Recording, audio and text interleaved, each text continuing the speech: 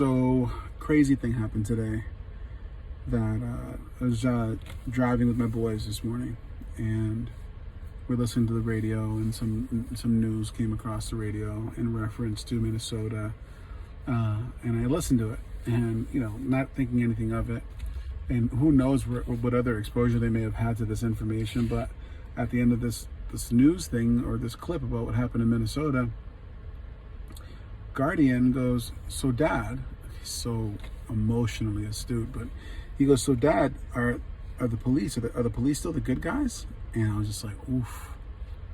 And he just hit me in the chest, and without hesitation, I was like, yeah, they're still the good guys. Of course they are. They protect us. And we went through our mantra, and we said, the way we start our day every day. And I said, Guardy, tell me a little bit about the police. And he says, a good day! That's what I like to hear. Guardy, tell me about the police, buddy. So, police is, put bad guys to jail and just protect us. They protect us. So would you say that the police are the good guys? Yeah. And I think the moral of that story was, I was brought up and came up in a lifestyle that was very anti-law enforcement. Circumvent the law enforcement and don't get caught. My mom was into, she did what she could to survive and help us survive, I guess. I guess that's me justifying some negative shit, but I digress. Long story short, I ran out of ideas. I come home, I called Danville PD, and I explained a little of what's happening. 45 minutes later, 2 cruisers pull up to my driveway, and this happened.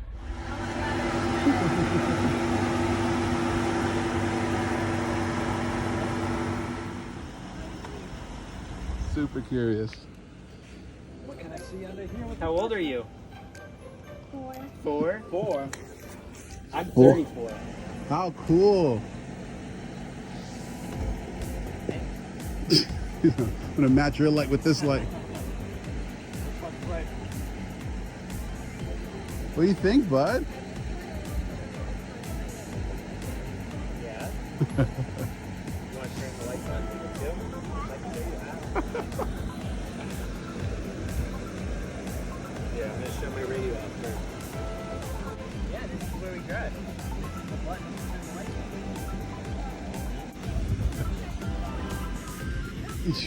He's not bashful at all, apparently. My goodness. You've been in.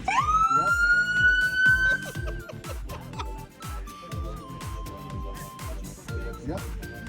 They jumped into the police car and right away they started it up. No Turned the way. radio on, the lights were going, and the cops were... Have any idea what it does? What does it do? This is a handcuff key. See it? Nav, works with look. a handcuff. Are you like flashlight? What? Guardy, go look at the handcuff key. My Go look. handcuff key. Go look. It's got a flashlight on. Too cool. You see it? Pretty neat, huh? Isn't that You awesome? want to see how heavy they are? Here. These guys are enamored right now.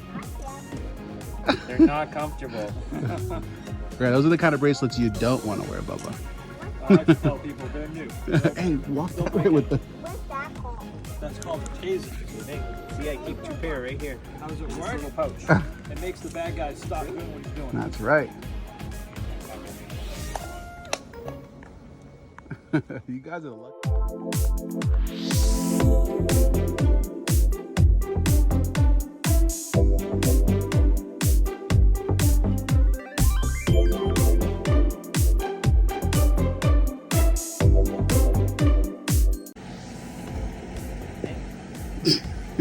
I'm gonna match your light with this light.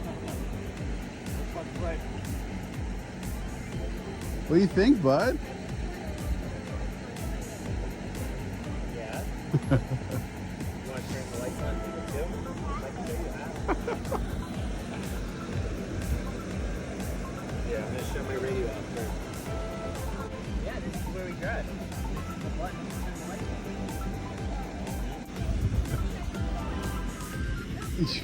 He's not bashful at all, apparently. My goodness. You've been in...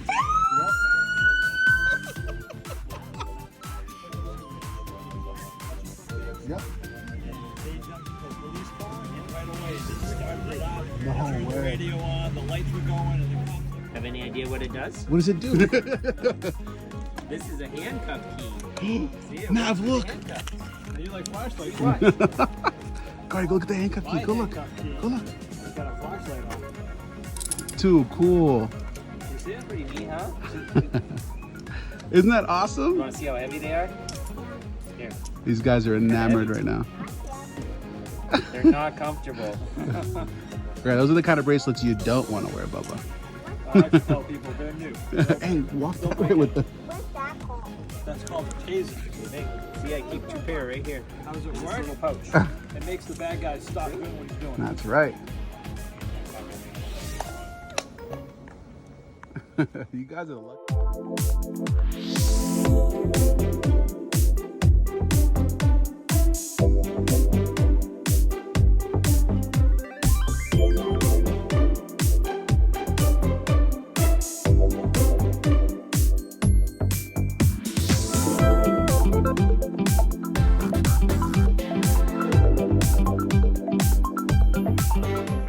Hello, Hi, buddy. Tell me about yourself. I'm self-sufficient. What else? We're from sample. What else? I'm brother's keeper. What else? I don't get to lie. And today's gonna be. A good day. Yeah. Moral of the story is, I never lost faith in society, and I'm not gonna let one bad apple spoil the whole bunch. I'm just not gonna do it, and I'm not gonna teach my kids to do that. Thank you, Danville PD.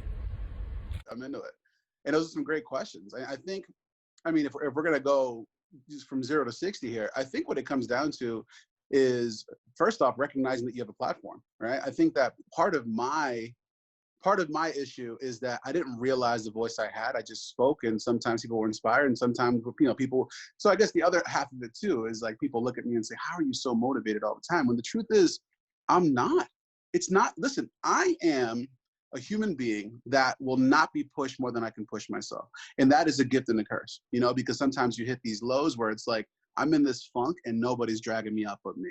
But I've also been taught, you know, and I was taught by a woman with a 6th grade education that, you know, you don't speak unless you got something nice to say. And I kind of worked that a little bit. I speak with a purpose, right? So if I'm opening my mouth, or if I'm looking for input, like if you walk by somebody in the street and you say, "Hey, how you doing?" Some people say that and it's just like a response. It's a knee-jerk reaction. I sit and I listen to how they're freaking doing. You know what I mean? And I think with that comes this sort of catapult of, or in this case, like a chain reaction of people that just give a shit, right? So my thing is this. I feel as though when I speak from the heart. And when I do speak from the heart, people do vibe on that. You do have your naysayers, you have your negative people that thrive off of negativity. And for them, I say, stick around, hopefully it changes. If not, at the very least, you'll be on the outside looking into something very, very powerful. That's where my whole idea behind Sudden Urge to Live came from with my weight loss journey, is because I hit this rock bottom, right? And I actually wrote a pretty cool poem about it. I'll have to show it to you sometime.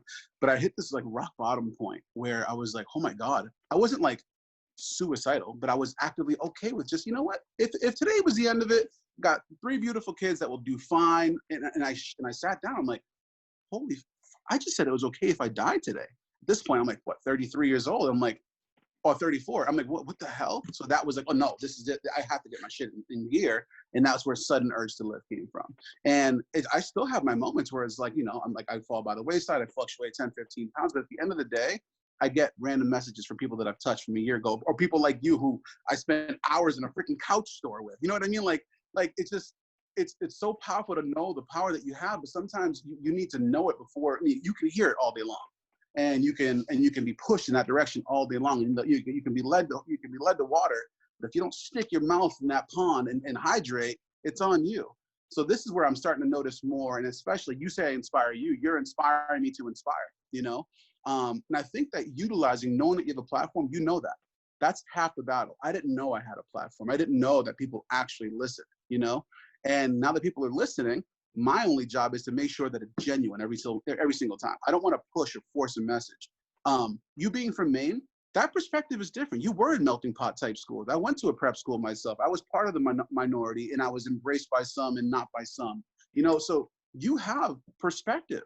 And I think that you being from Maine is actually more powerful than you realize, because these I'm sitting pretty in Danville, New Hampshire. There's not a riot in sight. You know what I mean? So how do we incite or spark a flame, a positive one, right? That isn't like looting the friggin' horse farm down the street, right? Like, how do we spark a message that brings awareness? Because there are people that are so laissez-faire. They're just perfectly okay with just being okay and just holding on to a positive message, right? Or sharing a positive message. Like, how do you add on to that? You know? So I think that you have the platform, and you recognize that that's step number one. Step number two is the will to say something. Dude, listen, you speak for a living, but you love to speak and engage. You're not a salesperson. You never, when I sat with you for hours in that store, at no point were you actually selling. You're like, this kind of works, this doesn't, this would look good, this wouldn't. Does it work for you? Great. Hey, and if you really want it, and I made it clear that I did, and you can stick around and hang out for a while. You weren't doing that to make a sale so much as you were trying to accommodate. That's the difference. You know what I mean? I think accommodating in that position, it's very hard to be taken as a snake oil salesman. I think that you are a genuine person by nature. And I feel like that stuff resonates. So you're in a position of power in that you have people from all different walks of life that will hear you speak. And I think that with a LinkedIn platform, you're also going to have presumably educated people that will be more than happy to perpetuate that message. The issue that we're running into is that we have several people, we'll just say white supremacists, for example, right? We'll have those people speaking to the least sophisticated person, right? The most impressionable person, and perpetuating that message that way. But the beauty behind the way things are is that we're only a Google search away. The truth is really that close at any given time. So you're gonna have, over time, right, this cascading idea of one person saying, no, your dad was wrong. And remember, coaches get listened to more than dad and mom all the time, right? So people that are in those arenas are always the second father, the second mother, whatever the case may be. So it's those people we need to touch. We really can't attack the nest as much as you want to. You see what I'm saying? I think that you touch the auxiliary people in those people's lives, which is why this pandemic, I feel, was the most detrimental to children. And I say that because when I was working in Boston, a place called Compass, which essentially I was a family specialist, but it's essentially a glorified Big Brother program, right? You get into these homes, and you'll notice that the majority of these mandated reporters that are making these reports that are saving these kids' lives are in the school system. Right? So who's doing the reporting if they're at home being spoken to a certain way or being treated a certain way, right? So I think the important piece, right, is as these kids start to get back into the system, is attacking the source of their protection, right? And then you hope that you have those strong parents that are willing to perpetuate that message as well, or at least, and the other piece is almost like this infectious positive disease that you send in the right direction, because you want those parents to also speak to the auxiliary people. Because again, it's very difficult to send a message to your child when they're kind of rolling their, even my daughter, who you've met, Ava.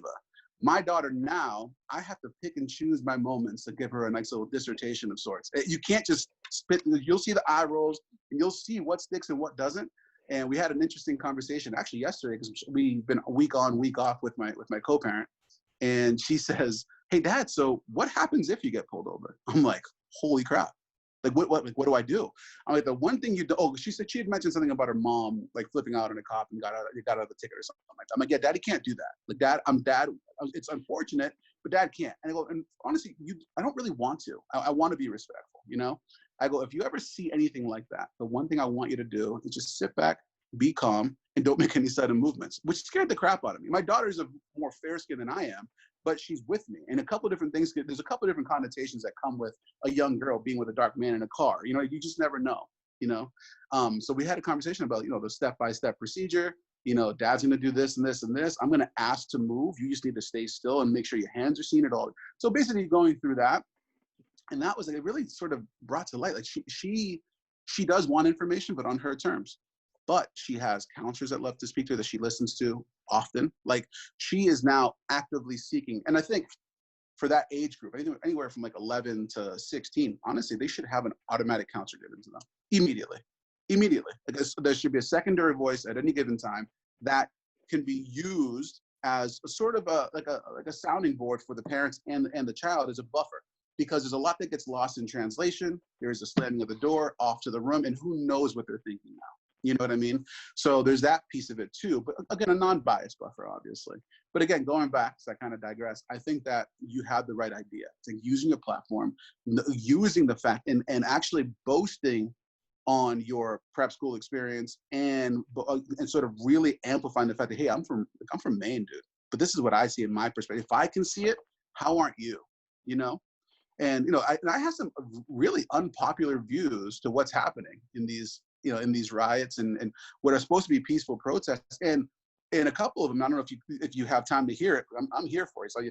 So my biggest thing is this, and again, some of this is very unpopular. I have friends, actually one ex-UFC fighter, and a couple buddies that went down to Boston, right? And actually a girl from our town who's actually a gym owner who actually went down to protest as well. And God bless them for doing so, because they had the right idea in mind.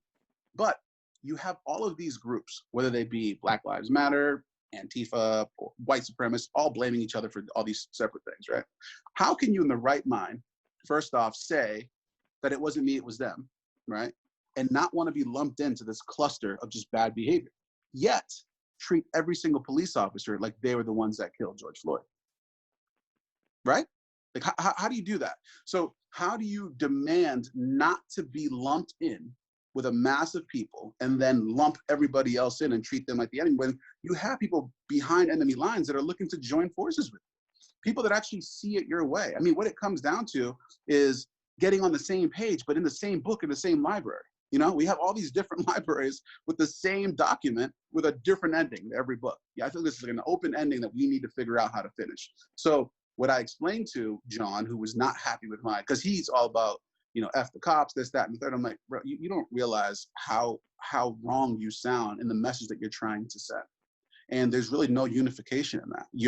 You're preaching for segregation, segregated. Like, it doesn't quite make any sense to me, And you can say, well, it wasn't us rioting. Okay, that's fine. But when you look at the Target videos, like, did you choose to follow suit? Did you break off and do your own thing? Because I saw every walk of life, from white, Asian, Indian. I saw every walk of life running out of Target with something. There was something to do with a vacuum cleaner, some white lady with 2 lamps who legitimately just cared about interior decor, obviously. And then we had, it was just so many different, it was a melting pot of people that collectively decided to do, so I digress. What I'm getting at is I think that the pointing of the fingers is kind of productive. I think that unification on all fronts is super important, and there's a way to do so. And I think there's an open forum for dialogue, and social media is underutilized in that sense. I think that you're spreading your agenda at any given cost. The other piece of it too, again, unpopular, but these people preaching for 100% equality. And you wonder, okay, how do you achieve that? And I said, well, I think it starts from within. I think you ask yourself, have you ever in your life excluded somebody in some way?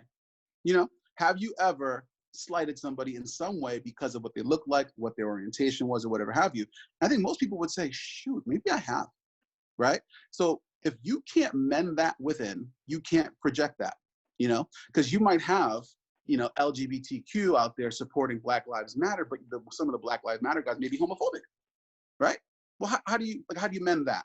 Is this going to unify you long term, or is this convenient to be shoulder to shoulder until this agenda is sought out or sought to fruition?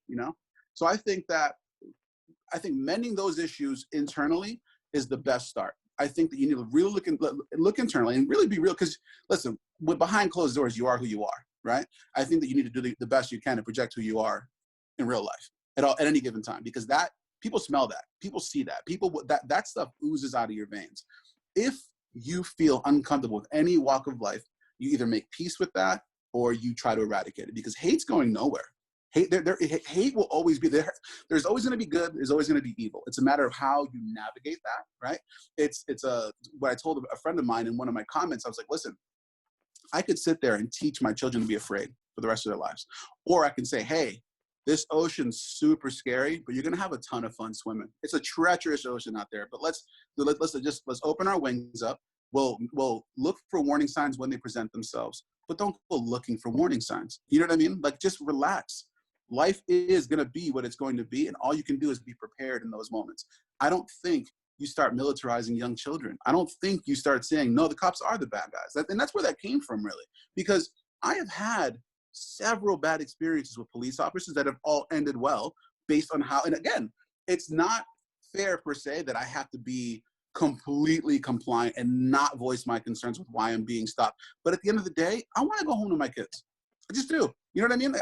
It's not convenient by any stretch of the imagination, but I will say I have noticed, and this is my job as a parent, is that we have history, 400 years back, whatever have you. Be wary of that. Recognize that. My own history, right? So I say, wow, compared to that, I had it pretty good. And shit, it's gotten better over the years also for me. I mean, I live in a mostly white town with mostly white cops. My first day here, I got stopped once. The guy says, around here, we go under the speed limit. I was going the speed limit. That was his way of saying, hey, I know you're here. Cool, that's fine. I'm here. I can't deny that I'm here. I'm a member of your community now. And it bothered me a little bit, then I shook it off. And I didn't go out, flipping out. I just said, this is it. I had no complaints to say. Listen, at the end of the day, this guy thought he's protecting and serving. He may have profiled me because, I'm not your typical person in this neighborhood. Who knows what I was wearing, or maybe I had a backwards hat. Who knows? But he profiled me. And that's okay. At the end of the day, I proved him wrong, right? And I made it home to my kids to boot. So I think ancient history, current history, knowing where we are now, and in hope that I do everything I can in the present to give my kids the best future. That's it. I want them to have I want to leave this place, as cliche as it sounds, better than I found it, right? So if they can do the same, then I've done my job in this movement. Now, how do you project that? How do you spread that in the most genuine way possible? Because in a lot of cliche ways, it is super, super cliche. But if you don't start in the nest, these kids are going to fly to a different place. You know what I mean? You got to start in your nucleus. You have to start with what you can control for the most part, because you can't control everything. I can control these walls. I can control most of what they're ingesting. And I'm also not gonna spoon feed them sugar and rainbows, but I'm going to let them believe. I'm gonna let them have heroes, because I want them to have something to aspire to. And at the end of the day, they're gonna learn that there's good people, there's bad people, right? Because at the end of the day, they know that there's days that they're doing the right thing and the wrong thing. Like, why do I have to sit in a thinking step? Well, which is their timeout is the thinking step, where they have to sort of pontificate why they messed up or whatever. And why do we repeat this mantra every day? Because I want your day to start positively every day. And what is that mantra? Just because it's super powerful. So can you share what the mantra is? Thank you. Yes, of course. So I'll go, gentlemen. I'll talk to both of them. And I'll actually send you a little video clip from this morning, actually. I'll go, gentlemen, tell me about yourself. I'll say, gentlemen, they'll say, yes, sir. I said, tell me about yourselves. And Gardy will lead off because Maverick's only 2, and then Maverick will just repeat it, And I'll say, he'll say, I'm self-sufficient. I'll go, what else? He'll say, I'm a leader by example. I'll say, what else? He goes, I'm my brother's keeper. I go, what else? He goes, I don't get to whine. And I go, and today is going to be, and he'll say, a good day. You know what I mean? Just start your day off with something positive. And I'll throw it. So if they're having a rough day, or if Gardy's doing something that Maverick's following suit on, are you leading by example? Or I'll even say, Gardy, you're not being a leader. And he'll just start crying. I am a leader, Dad. I'm a leader, So just trying to hold him accountable at a young age, because right now Maverick has no clue what he's saying. There's no clue. He's following suit, following his brother. But I want him, if that's going to be the case, listen, good leaders know how to follow at some point too. So if your brother's your role model, I want to make sure your role model is doing the right thing. And on the flip side, I need to be doing the right thing. I can't be so there's things that Melissa and I will have, like our little tips or whatever the case may be. And I'll notice that these kids are intently listening. They're not like just looking, they're like leaning in to hear what's going on. So we have to be, as adults, say, listen, let's just take a step back on this. They're listening right now. And we find ourselves de-escalating because of that. We're like, oh wow, we're kind of being loud right now. So when you see those things, recognize those things, like I said, and act accordingly. But we're not perfect, right? No, nobody really is. I think what you do is, when you're on your upswing, what do you do with it? So like you said, going back to the very beginning of this, the platform. You have the platform. You have people that will listen, but not just that will listen, but want to listen, which is different, right?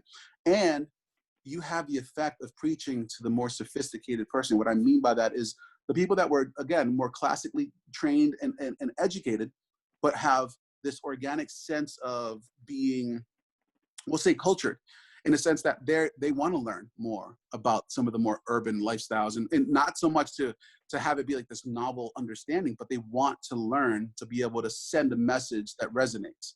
So you have that. And if those people are then able to preach to the least sophisticated person, meaning the most impressionable child, right? They might have access to the 8, 9, 10, 11-year-old kids that if it weren't for them, they'd be in some gang. Because again, everybody no matter how you slice it, good or bad, they're always preying on the young for either a positive or negative impact. So if that is the case, we need to fight the war in the same place.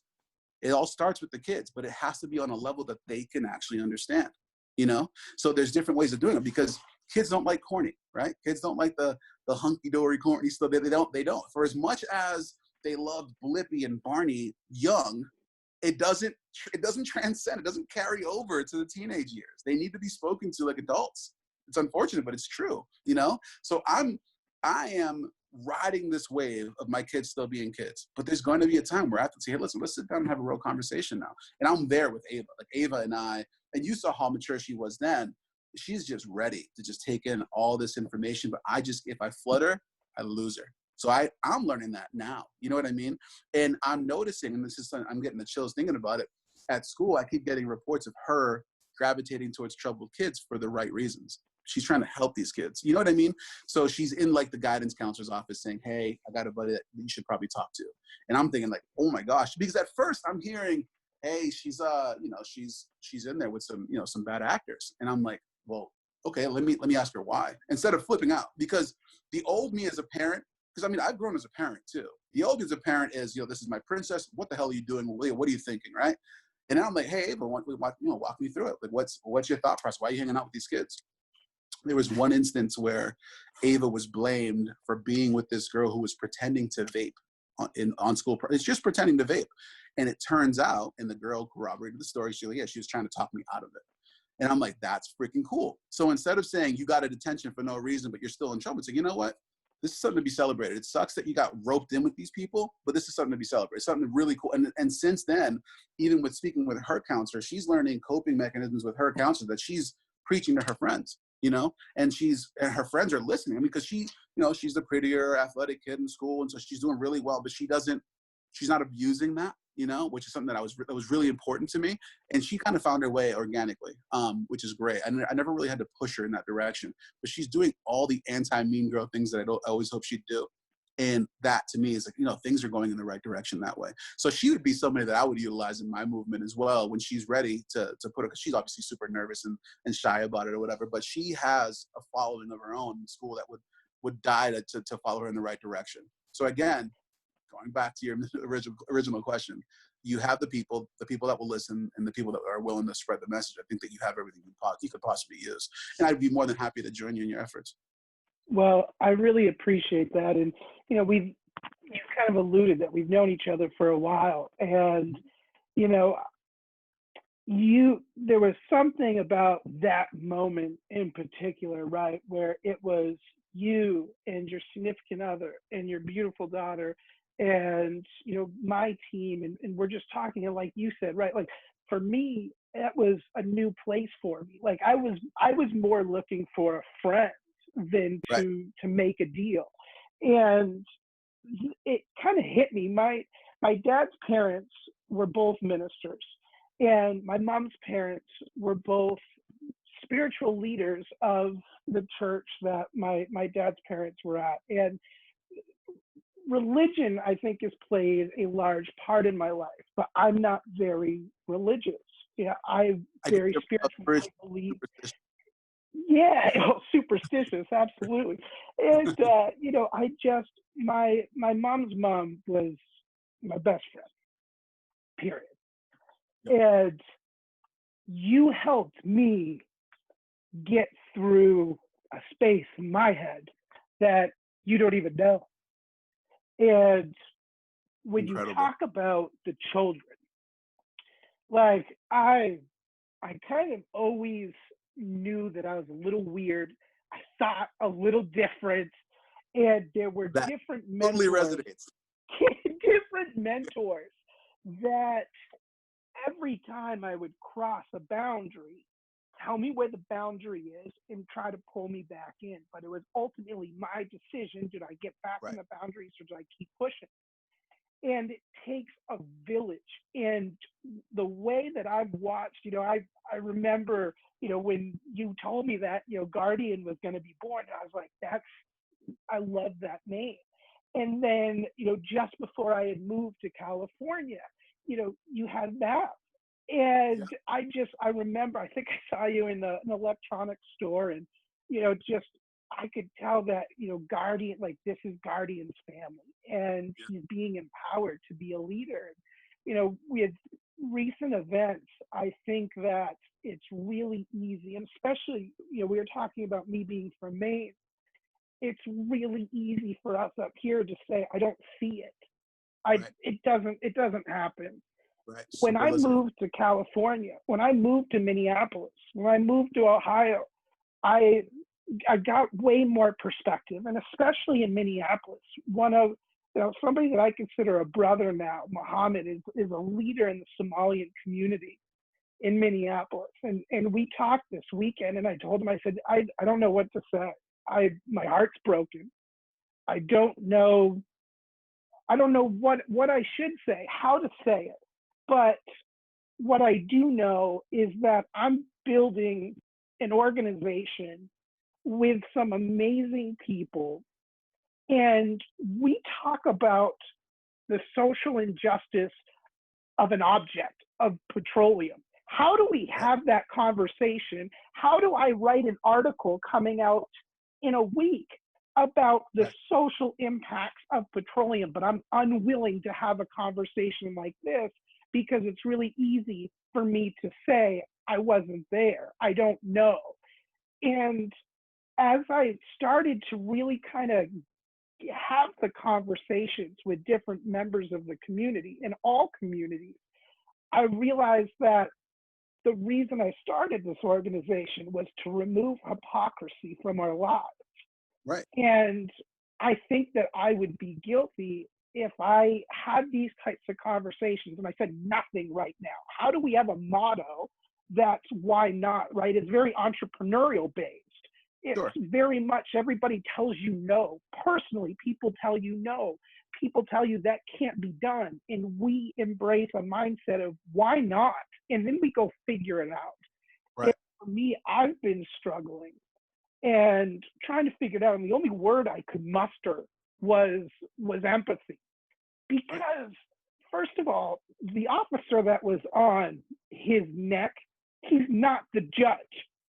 Right. And the cops, whatever other cops were there, they're not the friggin' jurors. They Absolutely. don't have that right. Right. And that's what this comes down to, right? I don't care. Nobody cares what happened 5-10 minutes before, if anything happened.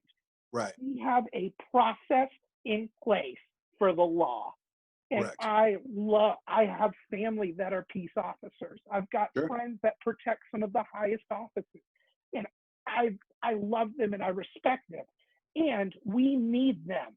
We need them to stand up, and we need them to say, you do not get to make these decisions. Right. You don't get to play God in a legal system.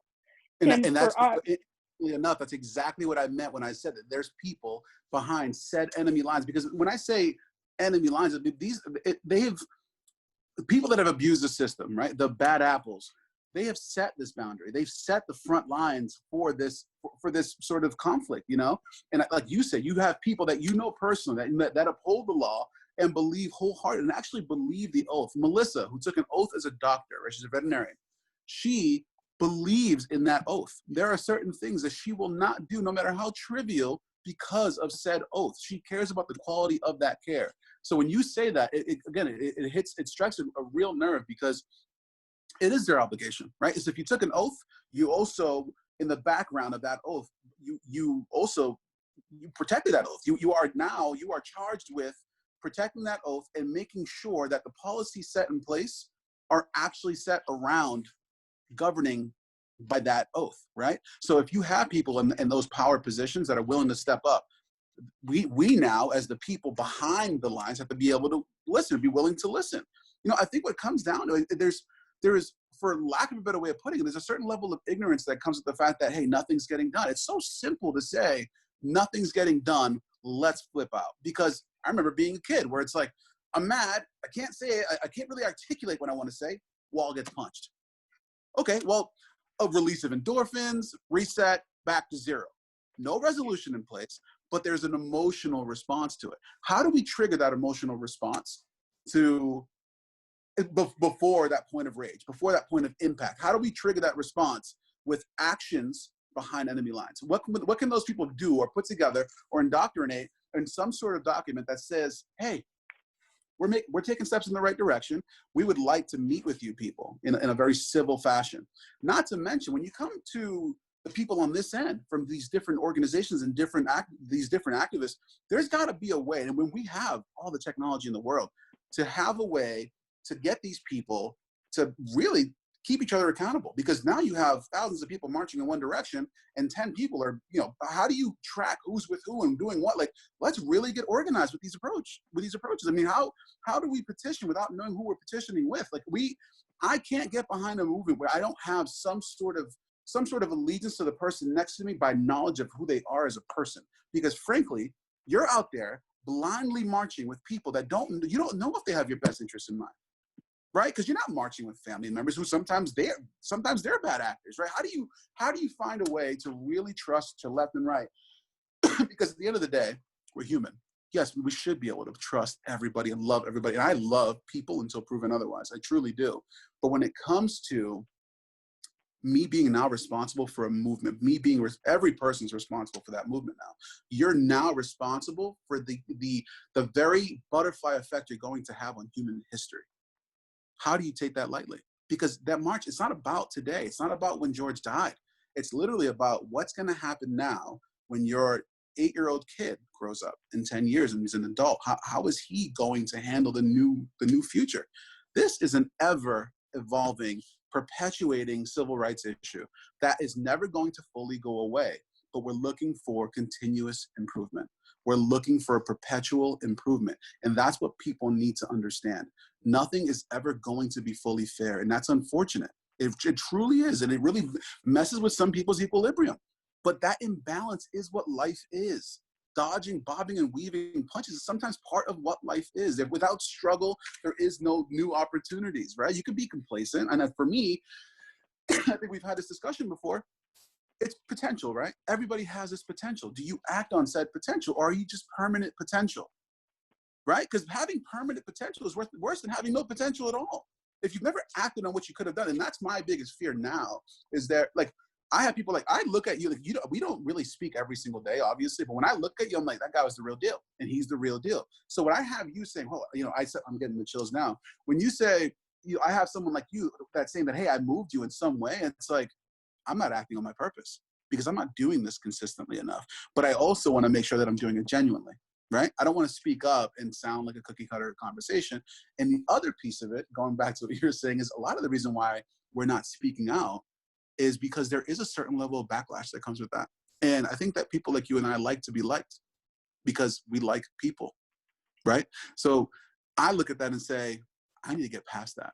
And I need to say, it's not about being liked. It's about doing everything I can with the weapon that I have, and that's power.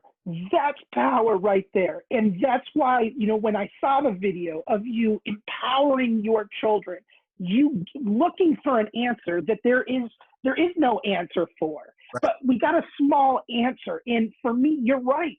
There absolutely is a backlash. And that's why I hit record while the mid-sentence, because I want people to understand that, like, you and I didn't talk about this before, that right. We needed to have a raw conversation because I'm asking for help. I'm asking for what can we be doing? And, there's also a responsibility, and somebody posted the other day that if you are too afraid to align who you are and what you do with this mission, there's bigger consequences to that. And so I'm really looking at, what are my obligations, right now of building an organization that fights hypocrisy, that wants to help children across the world, right. in this way that we can generate revenue to keep going and propelling that mission forward. But we're going to focus on that. But then there's children here, right, that need leaders, that need to right. learn leadership. And right. for me, right, we've struggled through a process of building a business. And now we've gotten to a certain pivotal point of where right. the capital markets are finally looking at us, right? And sure. for me, it's it's been an honor and a pleasure, but at the same time, this is the time that I want to be very clear to Sure. any potential partner, any potential investor. If empathy is not in your first 5 values, don't call us. Correct. Period. Right. We are an impact, mission-driven organization. And if empathy isn't at the forefront, and I'm going to tell you, as soon as we're done with this call, I'm changing my official title to Chief Empathy Officer, because if I don't put the hypocrisy out into the world, right? If I don't say, hey, look, I know that I don't have the perspective or the experiences to necessarily be able to speak in an educated manner. I wasn't there that day. But when I go back and I'm trying to remove the hypocrisy from me and I claim to be an ally of the world, we Sure. have to do something. And maybe this is so little. The answer lies in your product, Ryan. So the product name, really, the not piece. So here's the deal. I, as a parent, my father left me at a very young, I don't know who my actual father is, okay? And I told myself when Ava was born, I don't know what to do, but I know what not to do. And that's don't leave. Stick around and do what you can and learn as you go along. So your question is, it isn't what do I do and how do I do it? First start with why not do it? Like, why not? Like, why not? Like, what things are stopping me from doing it? And the rest of it falls by the wayside. You just go and do at this point. Because the very fact that you want to do, Melissa, again, I go back to my amazing wife, because her and I, we've been on this fun roller coaster. And I say fun because these ebbs and flows have all had their positive moments. These peaks and valleys, I should say. She cried because of her white privilege. She goes, I don't know what the fuck to do. I don't have the problems that you guys have.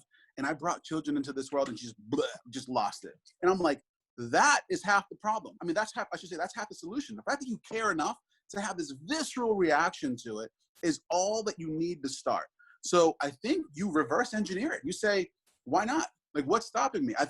I know personally, one of the things that stops me is the backlash, right? I'm getting backlash for that post. There was this guy in Ontario that posted that it was propaganda, and I went to message him and he blocked me. There was some positive stuff overseas as well, but there's also people in this very community saying, you're brown nosing, you're teaching your kids wrong. I'm like, listen, I believe what I believe, and that's that. And I thought to myself, shit, this isn't that bad. Like, it doesn't hurt that bad to have a stranger. It doesn't. So another conversation I had with Ava. These tangents are going to keep on happening. I'm sorry. I told Ava, and this is one of the conversations where she actually listened, which was actually kind of cool. I'm like, Ava, you look very pretty today. And she glowed in the dark, very excited. I'm like, there's a problem with that, Ava. Here's the deal. I don't want you to give a man that much power.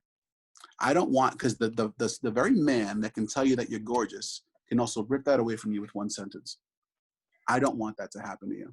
I want you to find your source of beauty within. And I want you to be humble in response. And I'm glad that you were elated that your father thought you were pretty, but I don't want a man to be your sole source of purpose, right? Your sole source of meaning or whatever you want to feel in that moment. It feels good.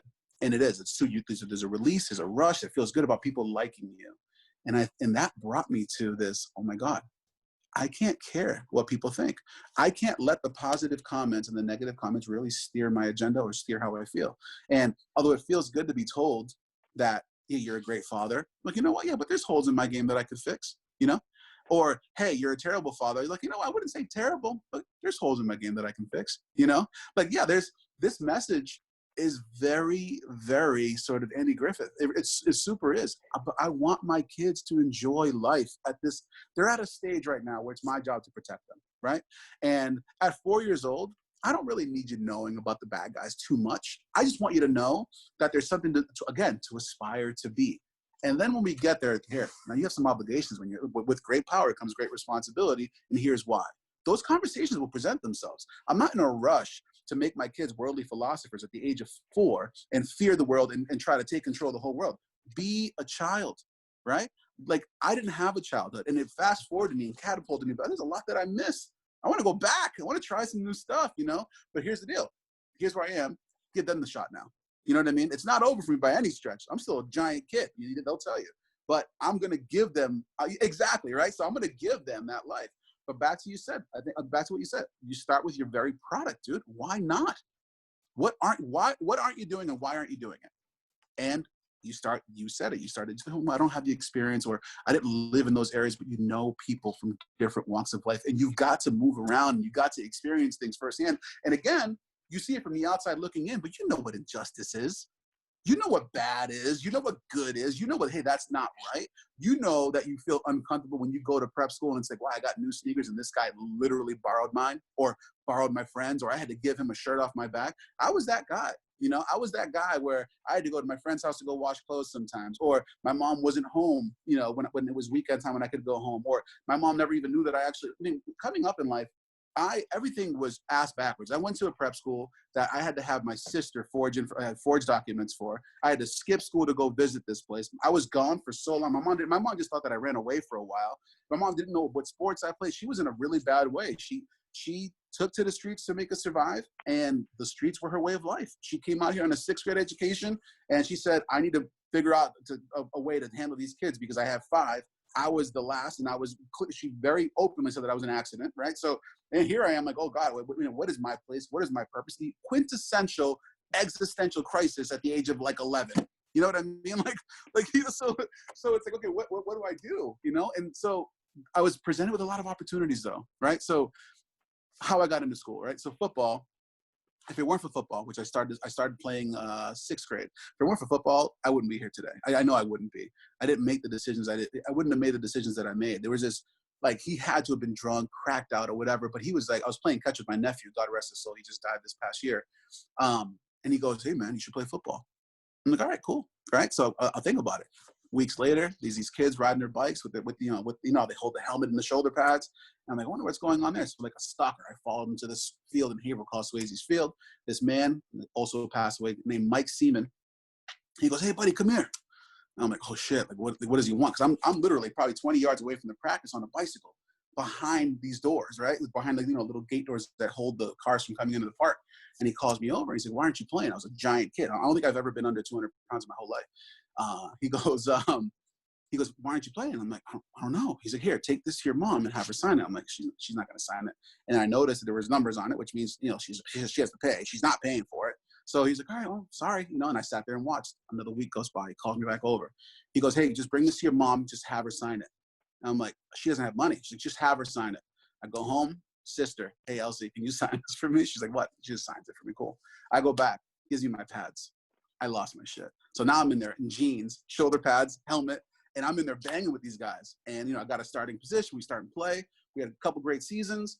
I go to our regular sort of regional vocational high school, which I loved at Whittier. And then my sophomore year, I get looked at. Oh, I also did, I was a Naval Sea Cadet for a couple of years too, which is basically glorified like Cub Scout boot camp, which is freaking nuts. Awesome story there too. But so I get to public school, and then this man by the name of Ike Suggs comes to visit me, and I'm all and I have a story about this on my I had like this appreciation crusade. I'll send you the link to the video, but he comes to the school, and and I'm all chippy because I'm still a hood kid, and he goes, hey, so how would you like to come to the different school? And I'm like, I have my band of brothers here. I'm not leaving these guys. And my freaking my AD, his name I think it was Piemontese. He goes, don't be an idiot. Don't be an idiot. And he actually pulled me aside, and he had some rough words to say, but he was tough love because he knew I didn't have a dad. And I gave him a shot. Went to the Governor's Academy. Back then it was Governor Dummer Academy, and played lacrosse there. I wrestled. It just the story goes on. But now it's like, okay, that story's fun. But what am I doing with that? Because I ended up going to college, right? A year and a half. Didn't like my experience there. Nothing to do with the school. I didn't want to wrestle in that weight class. And I came home and I had a kid. End of story. Like, what next now? So I have this potential that I need to act on, and I think that the stars are kind of aligning, and I think that what you're trying to do with your opportunities, right? Because let's face it, like, you've been through a lot. To call this an opportunity is an understatement, but it's an opportunity nonetheless. I think the fact that you're trying to utilize it, not trying to sit back comfortably, right, says a lot. Because you could sit back, ride this wave out, sell your product, which is going to sell. It's an amazing product, right? It's going to fucking sell. And you could stay out of the limelight and say, you know what? I don't want to risk my brand by saying something that may not resonate with everyone. But at the end of the day, I mean, have you really come this far trying to resonate with everyone? Like, let's face it. And I'm noticing that too at this point.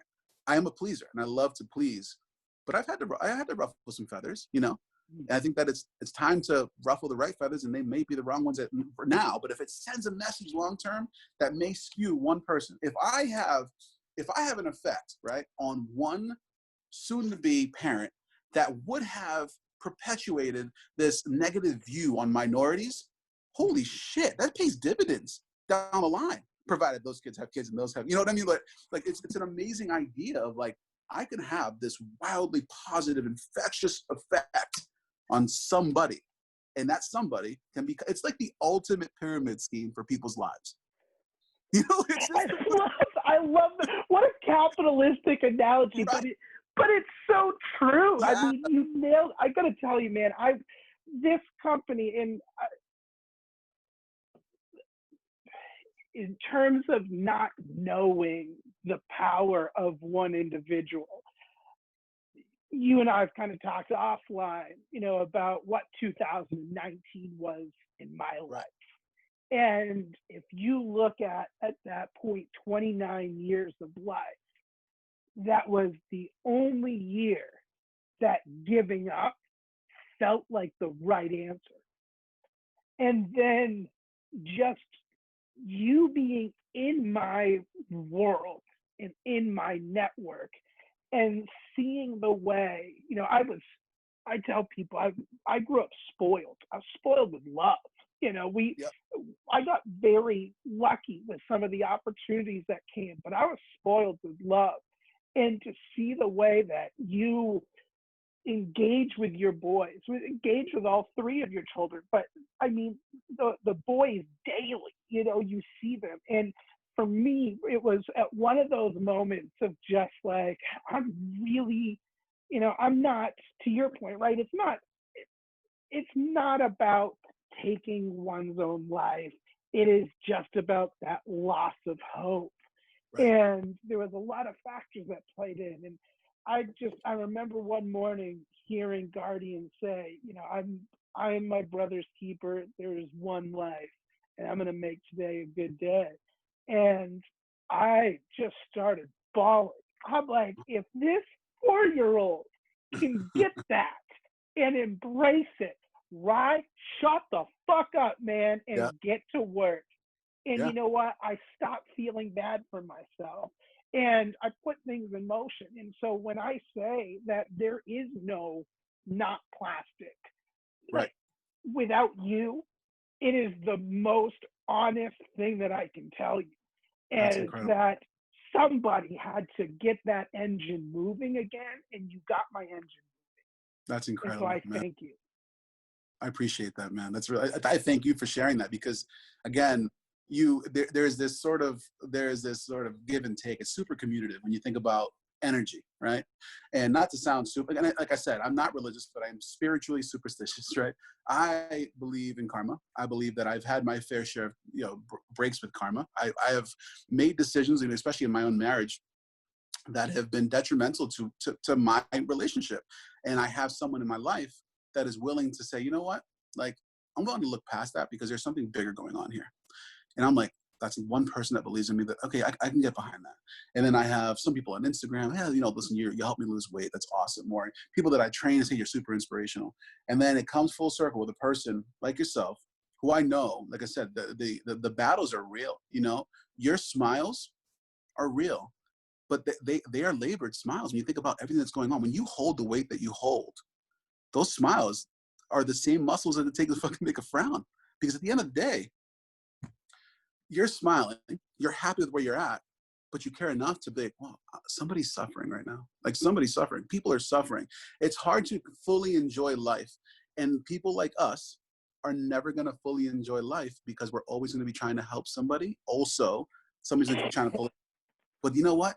I'm okay with that. I'm okay with that because I can't preach trials and tribulations without going through my own.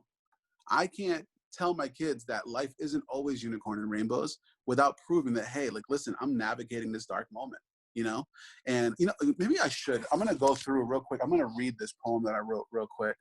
Please. Because I think it's really going to resonate. Hold on one second.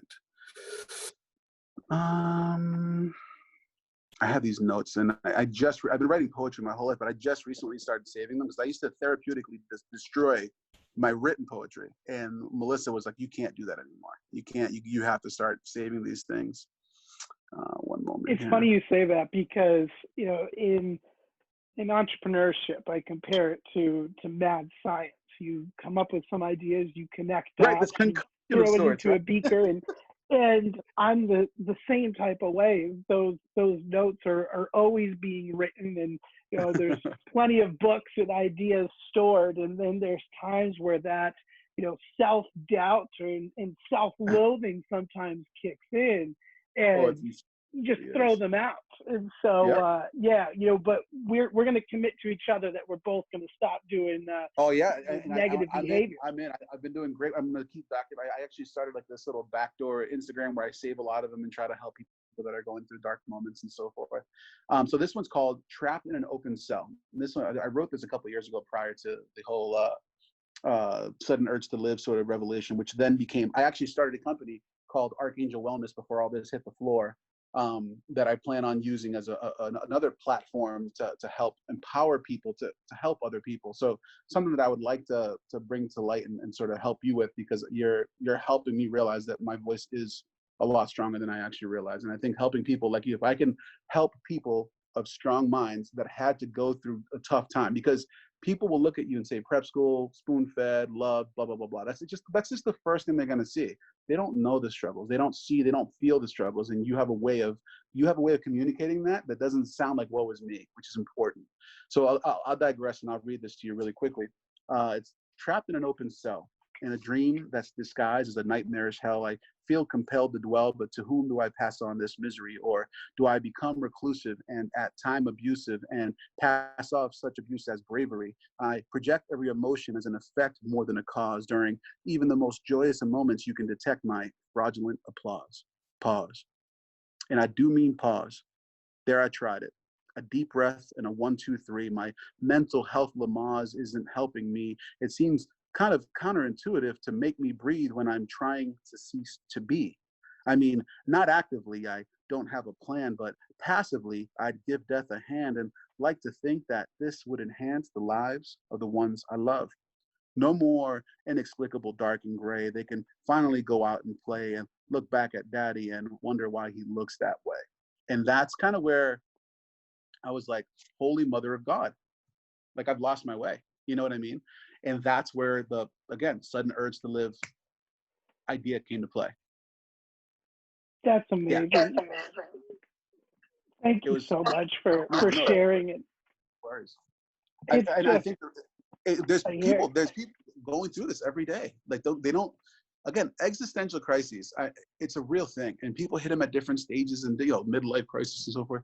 But it hits you in different stages, because the one thing that people yearn for more than anything else is purpose and fitting in, and where do I fit?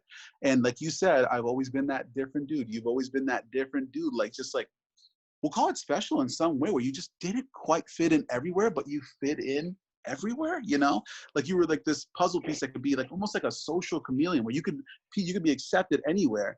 But it's like, how do I unify those people, right? Because I had the emo kids that loved me, and I had the kids in band that loved me, and I was a jock. How do I unify these people, which is the most difficult thing? I'm getting the chills again. How do you, like, dude, and that's what our Baba, that's what our Baba taught us, and I've been so lucky, my cousin and I came together at her wake and started talking about, some of these ideas and missions. And, he said to me the other night, he said, our grandmother was the greatest community builder, and all she did was spread love. And I think we found a company that allows you to step into that role. And first of all, acknowledge hypocrisy, right? And that's kind of what I'm doing here, is saying, hey, look, these are the things that we're associating ourselves with, and these are hold us accountable from the very start. Right now we're shipping packages with plastic tape, and we're just, it's not perfect.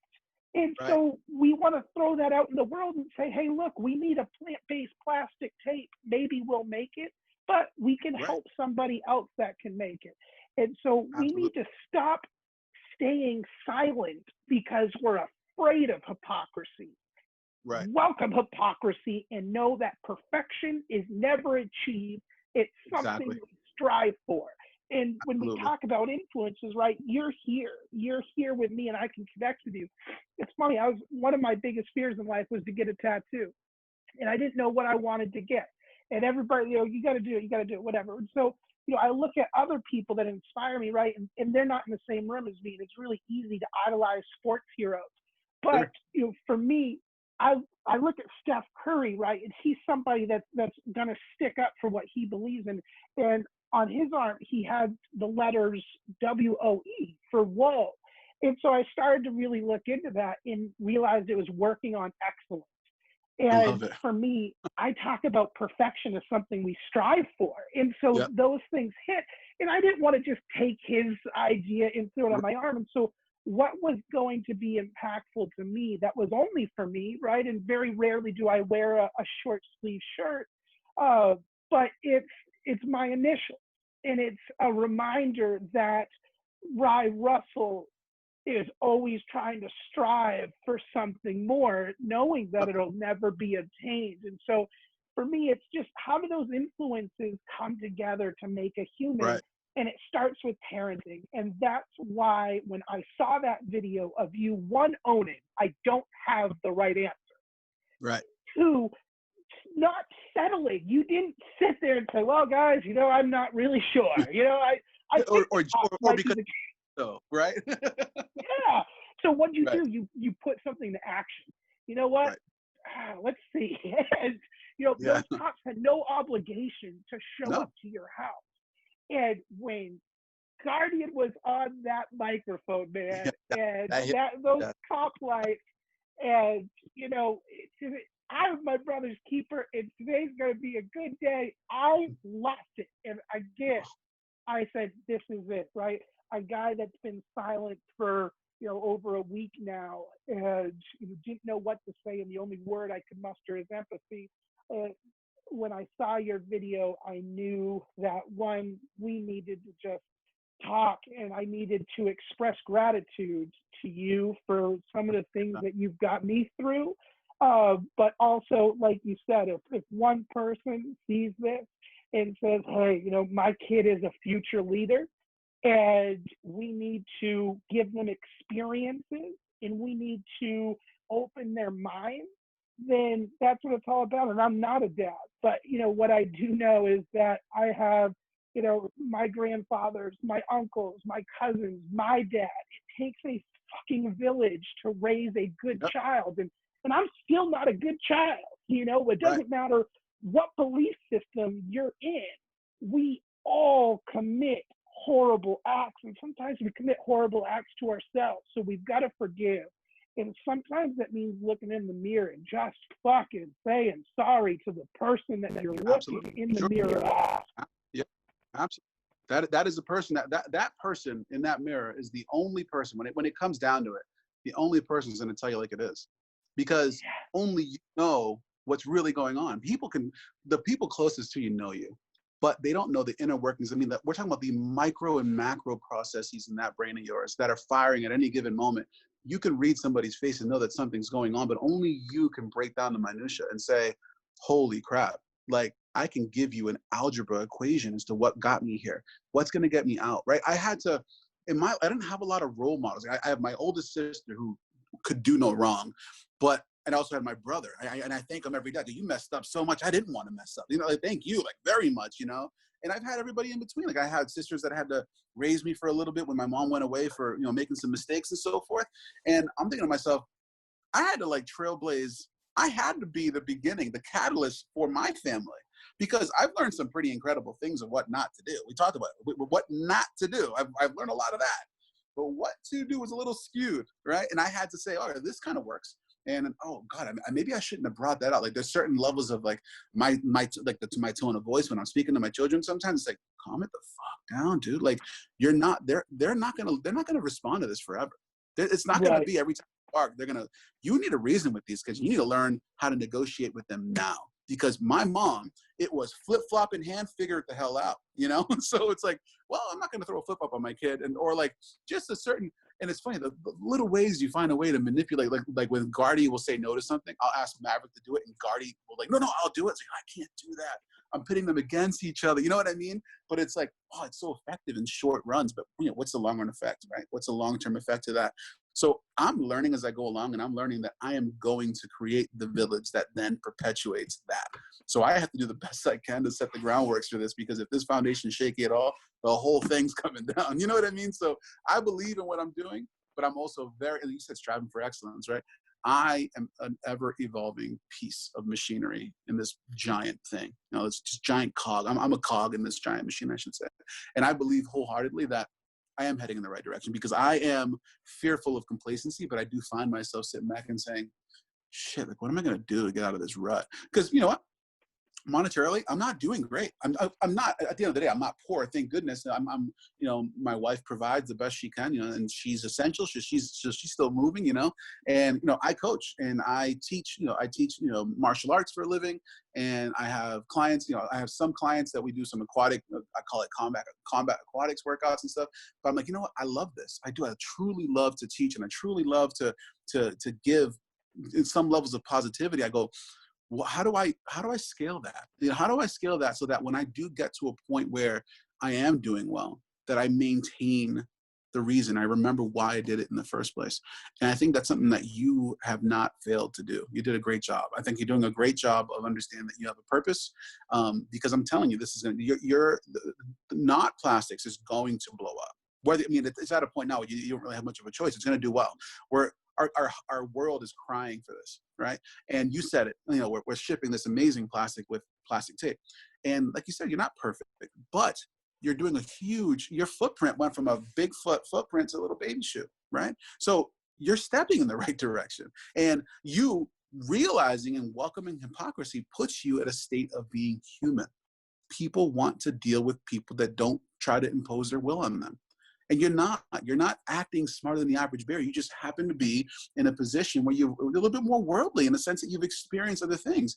But there's a fourth grader out there that can teach you a million things. You know what I mean? So it's like, I'm okay. Because they say ignorance is bliss. There's a certain step above that I want to be above ignorance, because I want to recognize when good things are happening, because not knowing is not knowing at its purest form. But, how is it blissful if you don't know what's happening? And so it's like, I want to be in the moment. So I find myself, again, more often lately, trying to figure out what my purpose is. And then you messaged me. You know what I mean? And it's like, I've known that I've had a positive effect on a few people's lives, but I was so bent on trying to be more monetarily successful, because I felt like you're taught that if you don't make money, you're really nothing in this world. And I think that that's a really big issue. That's a big problem.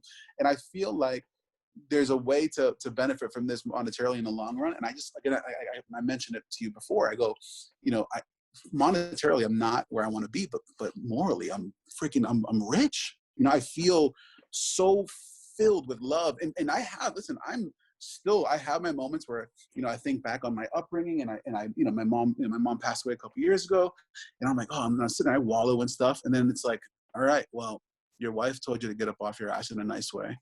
The rest of the world is getting up off their ass in a nice way. And it's like, you're not listening, because you need to get yourself off your ass.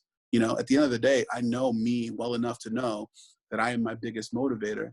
And the reason why I'm able to allow people to motivate me, because I believe in the message and it sparks me. So when I get off my ass, it's fueled by people like you, my wife, and people that believe in me, people like, the coaches that I'm alongside and some of my trainees and so forth. But ultimately, I need to kick it into gear and get up, and I have